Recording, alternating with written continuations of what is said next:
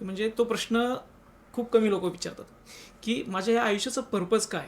मित्राचाच experience आहे, त्याचं reading वाईफने घेतलं होतं माझ्या. तो आहे प्रॉपर म्हणजे गडगंज संपत्ती आहे त्याच्याकडे, पैसा होता, लग्न झालेलं, त्याला मुलगा पण आहे. पण त्याला असं नाही का आयुष्यामध्ये शांती किंवा म्हणतो ना आपण समाधानी नव्हतं तो. अच्छा. बिझनेस चांगला चालला होता, त्याचं संसार पण व्यवस्थित चालला होता, घर वगैरे सगळं व्यवस्थित. त्याला त्यामध्ये त्याला रस नव्हता राहिलेला किंवा त्याला मजा येत नव्हती त्याच्यामध्ये. त्याला म्हटलं तू एकदा रिडिंग घेशील माझ्या वाईफकडे.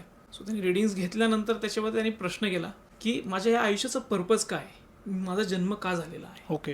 आणि त्याला तो ओव्हर रिडिंग म्हणजे काय माहीत नव्हतं त्याला सुद्धा.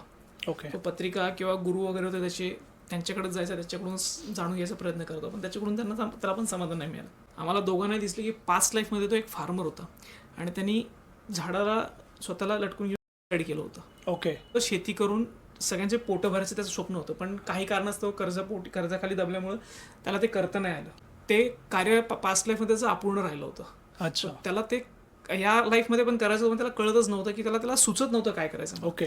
ज्यावेळेस त्याला ही गोष्ट सांगितली की असं असं तुझं झालेलं आहे, तुझा पर्पज तो होता पास्ट लाईफचा, लोकांना तुला खाऊ घालायचे, त्यामुळे तू हा तुझा जन्म झालेला. म्हटलं तुझं लाईफचं पर्पज तेच आहे आणि तू शेती कर म्हटलं. जेव्हा त्याला मी ही गोष्ट बोलल्यानंतर त्याला त्याच्या पण डोक्यात आलं की आपण आपल्या पण डोक्यामध्ये हाच विचार आहे. आणि त्याच्यामध्ये म्हटलं तू ते जर करायला लागलास तुला आयुष्याचं पूर्ण मजा यायला, म्हणजे आयुष्य जे तुला जगायची आनंद तुला मिळेल. त्यानंतर त्यांनी पुढचे 3 ते 4 महिने ते त्यांनी सांगितल्याप्रमाणे तो करत गेला. तो जसं जसं त्याला ते उमगत गेलं की ह्यांनी सांगितलंय आणि मी हे करतोय, तशी त्याला त्या आयुष्य जगण्याची मजा यायला लागली.